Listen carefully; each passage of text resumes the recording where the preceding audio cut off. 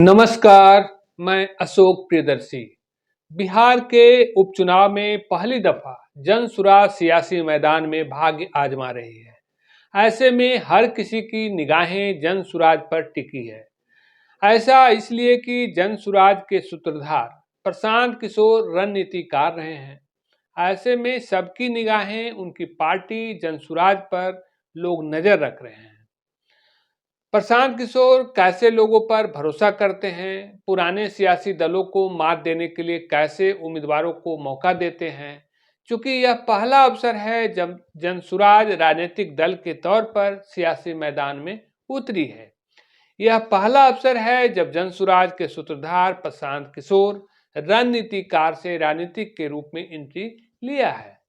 जैसा कि जानते हैं, बिहार के इमामगंज, बेलागंज, रामगढ़ और तरारी के विधायक 2024 के लोकसभा चुनाव में सांसद निर्वाचित हो गए, जिसके चलते चारों विधानसभा सीटें खाली हुई है।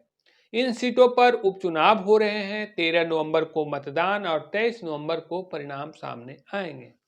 बता दें कि बेलागंज से सुरेंद्र यादव, इमामगंज से जीतन राम मांझी, तरारी से सुदामा प्रसाद और रामगढ़ से सुधाकर सिंह विधायक थे। बता दें कि 4 में से 3 सीटों पर महागठबंधन का कब्जा था, जबकि इमामगंज सीट पर एनडीए का। एनडीए और महागठबंधन की लड़ाई में जनसुराज की एंट्री से उपचुनाव रोचक हो गया है। सीटों के हिसाब से बात करें तो भोजपुर जिले के तरारी विधानसभा सीट पर बीजेपी ने पूर्व विधायक नरेंद्र कुमार पांडे उर्फ सुनील पांडे के पुत्र विशाल प्रशांत को उम्मीदवार बनाया है, जबकि भाकपा माले ने राजू यादव को उतारा है। बीजेपी और भाकपा माले के उम्मीदवारों के मुकाबला के लिए जनसुराज ने किरण सिंह को उम्मीदवार बनाया है। किरण सिंह एक सामाजिक कार्यकर्ता रही हैं। वह एनजीओ के जरिए महिला सशक्तिकरण और शिक्षा के क्षेत्र में काम करती रही हैं। यह पहला अवसर है जब किरण सिंह तरारी से विधानसभा के चुनाव लड़ रही है।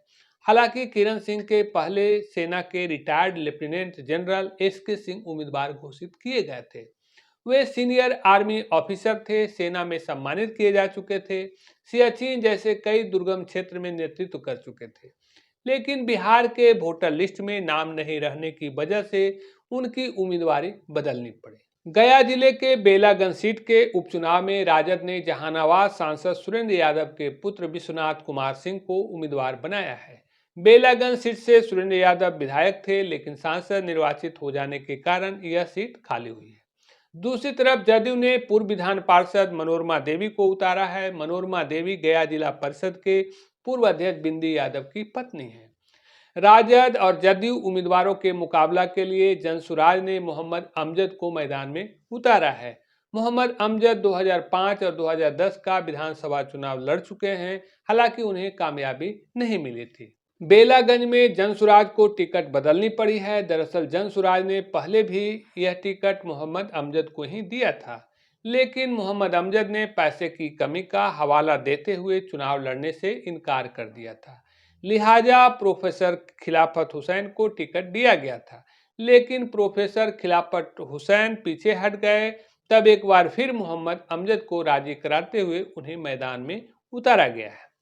गया जिले का दूसरा सीट इमामगंज है, जहां उपचुनाव हो रहा है। इमामगंज से हम सेकुलर के पूर्व मुख्यमंत्री और केंद्रीय मंत्री जीतन राम मांझी की बहू दीपा मांझी उम्मीदवार हैं। इस सीट से जीतन राम विधायक निर्वाचित थे, लेकिन सांसद निर्वाचित हो जाने के कारण खाली हुई है। दूसरी तरफ राजद से रोशन कुमार मांझी उम्मीदवार बनाए गए हैं।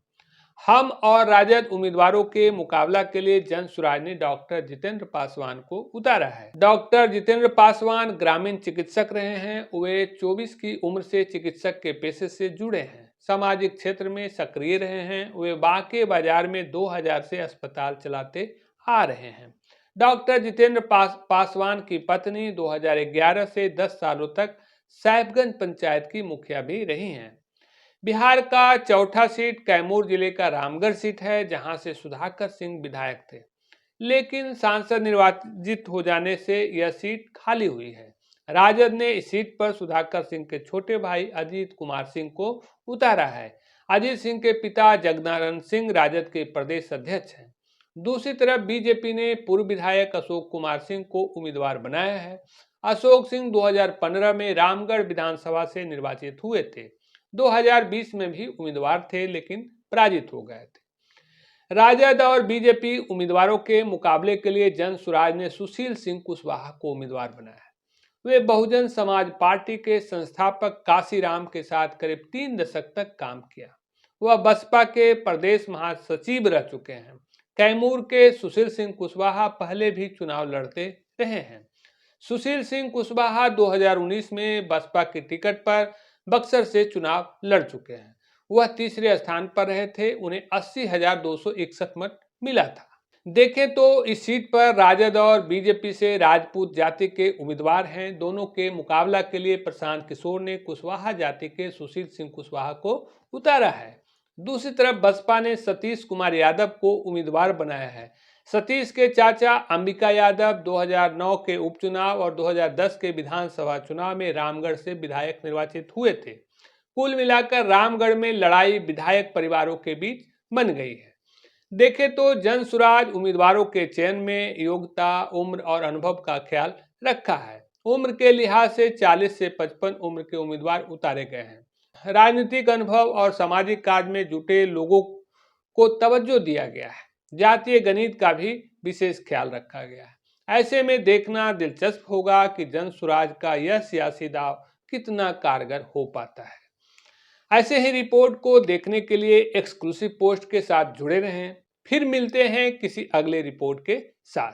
धन्यवाद।